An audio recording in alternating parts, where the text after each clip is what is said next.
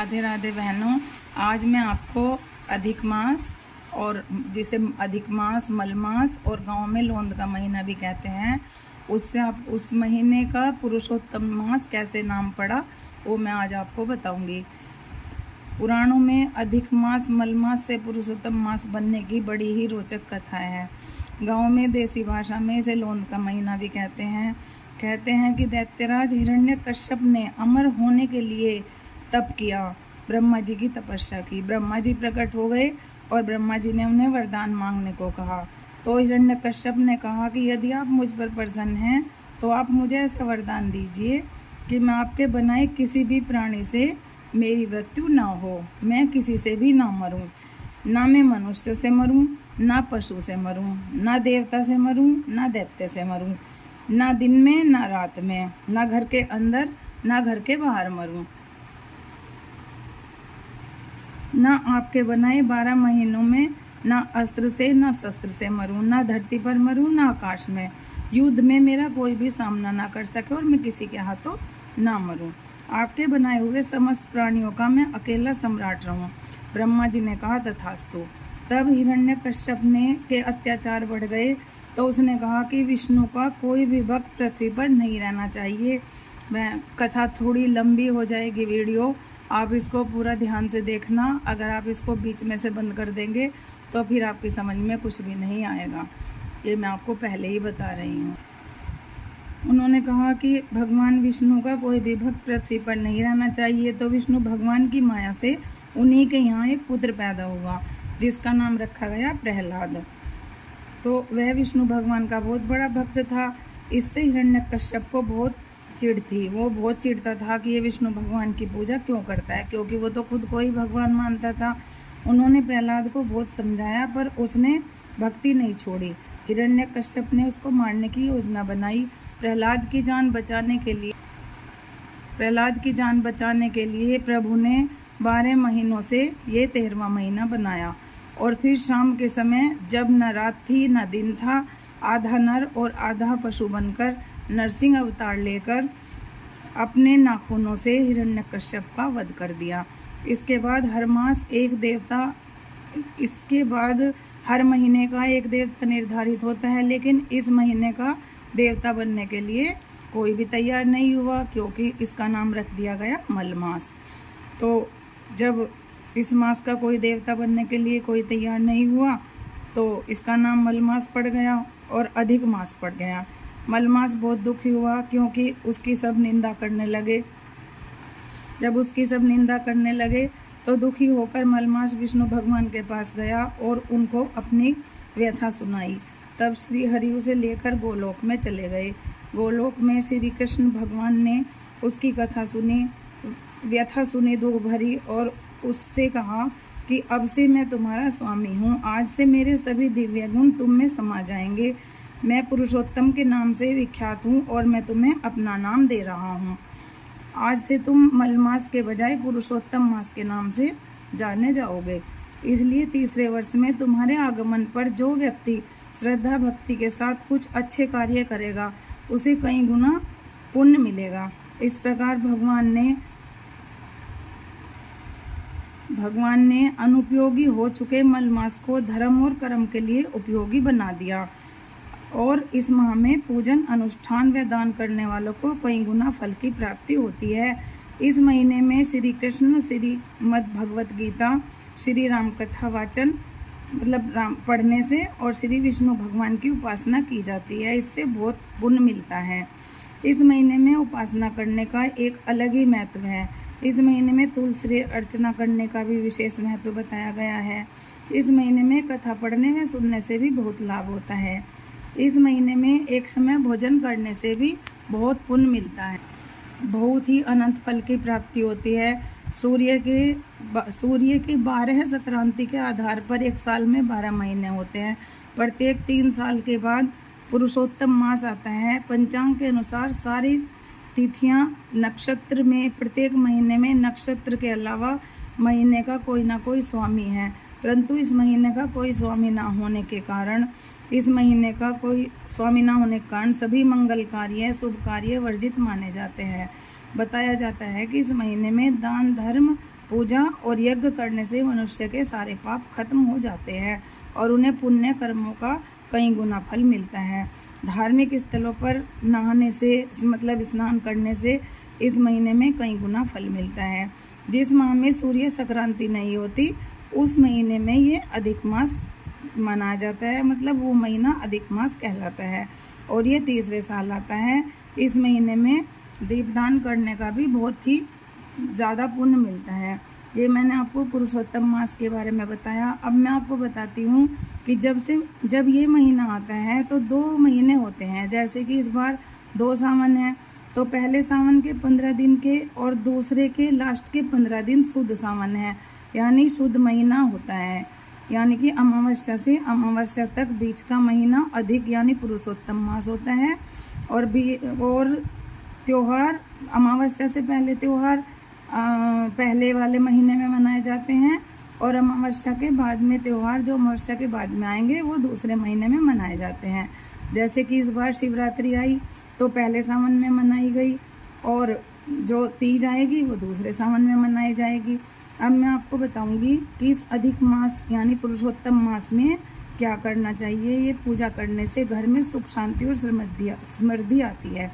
बीच के एक महीने में जितने किसी भी दिन, ये नहीं कि किस दिन, किसी भी दिन जिसने आपके घर में मर्द हैं यानी कि जेंट्स हैं, वो बच्चे हों, बड़े हों या बूढ़े हों, प्रत्येक के हिसाब से 612 ग्राम आटा लेकर, जैसे कि किसी के घर में 4 जेंट्स हैं तो आटा हो गया 2.5 किलो और उसमें एक चुटकी सभी लेडीज की देहरी की और लड्डू गोपाल जिसके घर में है तो उनका तो देखो सब डालेंगे ही, और तो ये सारा आटा हो जाएगा। और लड़कियों और लेडीज के नाम की एक चुटकी मैंने आपको भी बताई डालकर, और जो उनके नाम के डालकर उनमें कुछ आटा अलग से जिसमें कम से कम 75 पूड़े बनने हों, क्योंकि 71 तो दब जाएंगे, और 33 पूड़ों का दान जरूर करना चाहिए इस मलमास में।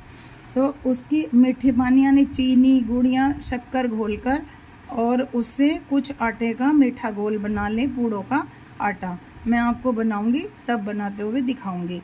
और बाकी में आप बिना नमक के आटा मांडकर पूरियों का आटा और उसमें से एक लोंदनी बना ले, मैं आपको बनाते हुए भी दिखाऊंगी, यानी कि एक लेडीज और एक जेंट्स, और उसमें से उस आटे में से पूरी के आटे में से हमें लोंदनी बनाने हैं। ये मैं आपको वीडियो में बनाते हुए दिखा दूंगी।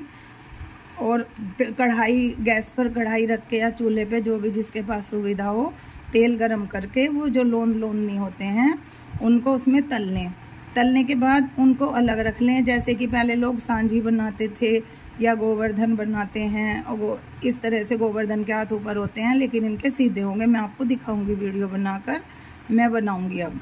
और उसको फिर 31 पूरे महीने के नाम के इनके ऊपर पानी फिराकर और सूर्य भगवान को अर्घ देकर इनको किसी तालाब, नदी, नाला या जो भी आपके पास पड़ता हो उसके किनारे दबवा दें और पानी सूर्य भगवान को दे दें। अगर किसी के पास कोई सुविधा नहीं है तो आप इसे कहीं भी मिट्टी में गाड़ सकते हैं। अगर मिट्टी भी नहीं है तो घर के में गमला हो उसमें आप इसको गाड़ सकते हैं। बाकी जो पूरी का आटा बचेगा उसको आप मीठी पूरी भी बना सकते हैं, उसकी नमक की पूरी भी बना सकते हैं। उसको आप घर में खा लो। किसी का मन हो तो चाहे जो पंडित जी के यहाँ जाएंगे पूड़े, कोई उनको मालपुए बनाता है, कोई पूड़े बनाता है, हम लोग तो पूड़े ही बनाते हैं। और उसके साथ पूरी रख के 8 या 11 जिसका जितना मन हो, और उसके साथ सब्जी दे के कुछ पैसे रख के जितनी जिसकी श्रद्धा हो पंडित जी या किसी ज़रूरतमंद को भी दे सकते हैं। और जो 33 पूड़ों का भी और गाय का भी खाना निकाल सकते हैं अपने देवी देवताओं के नाम का, लेकिन वो तो जैसे जिसका मन करे वो ऐसे कर सकता है। मैं तो गाय को भी देती हूँ, लड्डू गोपाल को भी भोग लगाती हूँ, और पंडित जी के यहाँ 31 पूड़े तो दबाऊंगी मैं लोंदनी के साथ। और जो 33 पूड़ों का विधान है वो भी मैं आपको अभी बताऊंगी वीडियो में ही कि 33 पूड़े क्यों दान किए जाते हैं। 33 पूड़े या मालपुए ज़रूर दान करने चाहिए इस मास में, अभी मैं आपको बताऊंगी। बताया जाता है कि जितने भी पूड़ों में या मालपुए में छेद होते हैं उतने ही हमारे जो वो होते हैं ना पितृ, उतने ही हमारे पूर्वज जो होते हैं उनको उतने ही नरकों में नहीं जाना पड़ता, वो परमात्मा के धाम चले जाते हैं। 33 पूड़े इसलिए दान होते हैं, 30 पूड़े तो अधिक मास के, और 31वां पूड़ा अगर गलती से बेटी के घर का खा लिया हो तो उसका पाप ना लगे। 32वां पूड़ा इस नाम का कि अगर गलती से गुरु या ब्राह्मण के घर का खा लिया हो तो पाप ना लगे। 33वां पूड़ा इस नाम का इसलिए देते हैं दान कि अगर हमने किसी के घर का सूतक या पातक यानी किसी के बच्चा पैदा होने या मरने में खा लिया हो तो हमें उसका पाप ना लगे। 33 पूड़ों का दान जरूर करना चाहिए, और जिससे कि हम इन 33 पूड़ों का दान करने से, वैसे तो भगवान की मर्जी होती है, लेकिन ये बताया जाता है कि जो इन 33 पूड़ों का दान अधिक मास में करता है उसको नरक में नहीं जाना पड़ता, और हमारे पूर्वज भी नरक में नहीं जाते। अगर हो सके तो 26वें माल पूड़े पर या पूड़े पर एक बैजंती की माला रखकर और उस पर पानी फेर कर उसका दान कर देना चाहिए। जैसे कि हम पूड़े गिन रहे हैं, दिखाऊंगी मैं आपको। तो जब हम 25 गिन चुके हों तो 26वें पूड़े पर बैजंती की माला रखनी चाहिए। उससे बताते हैं कि बीमारी नहीं होती, घर में होती तो है लेकिन ज़्यादा भारी बीमारी नहीं होती। और हनुमान जी जो अपने गले में पहनते हैं उसको बैजंती माला कहते हैं। और जो है ये करना चाहिए, तो उस पर माला रखकर पानी फेर कर उसका दान कर देना चाहिए। और मैं आपको जब मैं बनाऊंगी कढ़ाई रखकर सब तोल कर सब दिखाऊंगी, मैं आपको बनाते हुए दिखाऊंगी। और जैसा आपके यहाँ हो तो वैसा कर लेना चाहिए, लेकिन इसमें करना ज़रूर चाहिए। अधिक मास कह लो, मल मास कह लो, या लोंद का महीना कह लो गांव की भाषा में। हमारी दादी, हमारी नानी और हमारी सास या हमारी मम्मी तो लोंद का महीना ही बोलती हैं, और इनको बोलती हैं लोंद रोट। लोंद रोट बोल लो या लोंद रोटे बोल लो, ये बोलते हैं इनको। कोई कोई नहीं करता, वो तो किसी की मर्जी है, लेकिन अपने घर परिवार के लिए ये बहुत अच्छे होते हैं। अब मैं आपको इनको बनाते हुए दिखाऊंगी। ये देखिए, ये जो आटा है ये तो हमने पूड़ों के लिए बनाया है। ये हमने गुड़ का घोल बना लिया है, मीठा घोल। और इसका हम बिना नमक का आटा बनाएंगे, जिसकी हम सब्जी के साथ पूरी बनाएंगे। और इस वाले आटे की हम नमक की पूरियां बनाएंगे, नमक अजवाइन की, क्योंकि ये किसी भी तरह से खाओ पर ये खाना होता है पूरा का पूरा। ये सब्जी से खा ले जाएंगे, कुछ गाय को चले जाएंगे पंडित जी के यहाँ, और बाकी घर में खा ले जाएंगे। और इसका हम पूड़ों का आटा बनाएंगे।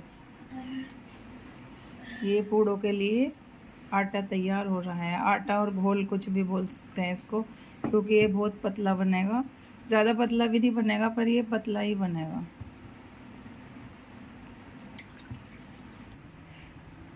ये देखिए, ये पूड़ों का हमारा घोल तैयार हो गया है। ऐसा होता है, ऐसे गिरता रहता है ये। और ये रख ली है हमने गैस पे कढ़ाई, और तेल हो गया है गरम। और अब हम बनाएंगे पूड़े। वीडियो बनने का डाल दो अपना।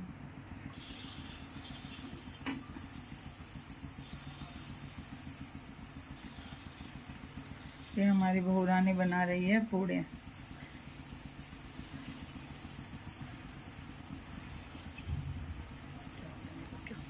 ये हम बना रहे हैं लोंद और लोंदनी।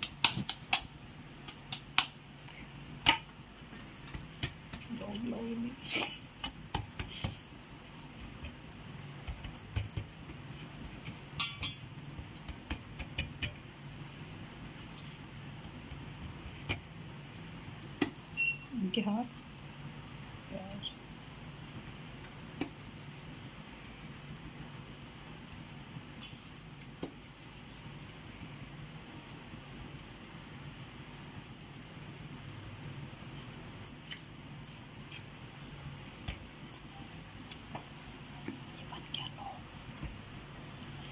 ये कान लगा दिए इनके।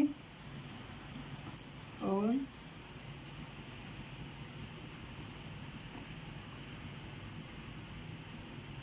ये छोटी छोटी सी आँख लगा दी हैं।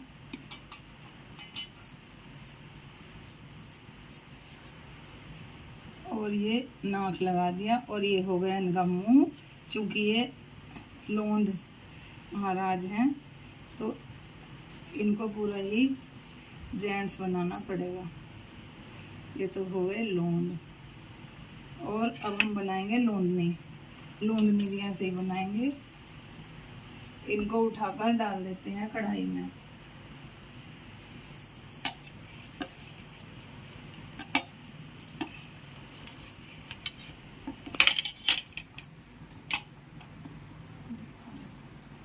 मुझे इनको तलने के लिए कढ़ाई में छोड़ देते हैं।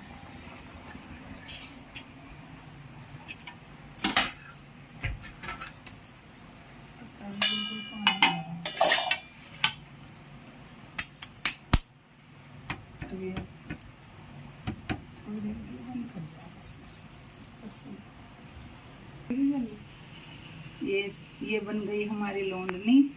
ये इनकी आँख बना दी हैं छोटी छोटी, और ये इनका छोटा सा नाक बना दिया है, और ये इनके कान हैं, और इनके नाखून बनाने हैं, उंगलियां बनानी है नाखून। 1 2 3 4 5, 1 2 3 4 5, 1 2 3 4 5, 1 2 3 4 5।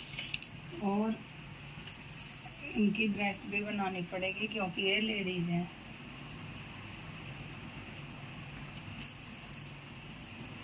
ये देखिए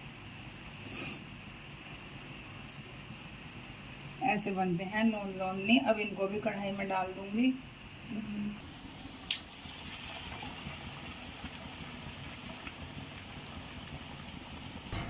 ये देखिए, ये हैं हमारे छोटे से लड्डू गोपाल, जिनसे मैं आपको हर बार मिलवाती हूँ। और ये लड्डू गोपाल का खाना है। अभी नमक अजवाइन की पूरी बनाई है और दूध रख दिया है मीठा करके। सब्जी अभी नहीं खिलाई है क्योंकि सब्जी में प्याज व्याज डलेगी, तो इसलिए इनको ऐसे ही खिला दिया है। और ये गाय के लिए निकाल दिया है देवताओं के नाम का, अपने देवी और देवताओं के नाम का पूजा घर में रख दिया है। और ये देखिए, ये लोंद और लोंदनी बन गए हैं। ये लेडीज लोंदनी है और ये लोंद महाराज है। और ये इनके 31 पूड़े हैं। महीने में 31 दिन होते हैं, तो ये 31 पूड़े हैं। और ये जो हैं ये 33 पूड़े हैं। तो मैं बैजंती माला नहीं ला पाई किसी कारण से, मैंने पैसे रख दिए, या तो मैं मंगवा दूंगी, वरना फिर मैं इन पैसे ही दे दूंगी, अगली बार में ले आऊँगी। अब मैं दिया जला लिया है मैंने। ये वाले तो जो 31 पूड़े और लोंदनी है, इनको तो किसी नदी तालाब नाले या उसके किनारे रेत मिट्टी जो भी होगा, या मतलब कहीं भी दबा देंगे। अगर कहीं तालाब या नदी नहर की वो नहीं है सुविधा, तो आप इसको मिट्टी में दबा सकते हैं, नहीं तो गमले में भी दबा सकते हैं। मिट्टी में दबने चाहिए।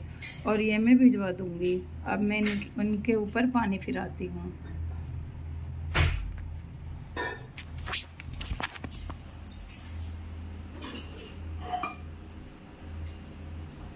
जय हो जय हो जय जय जय। अब मैं ये पानी सूर्य भगवान को दे दूंगी, और बस अब हम सब लोग नाश्ता कर लेंगे, खा लेंगे। जय लोन भगवान की, जय लोन महाराज की, जय लोन महाराज की। बंद कर दे।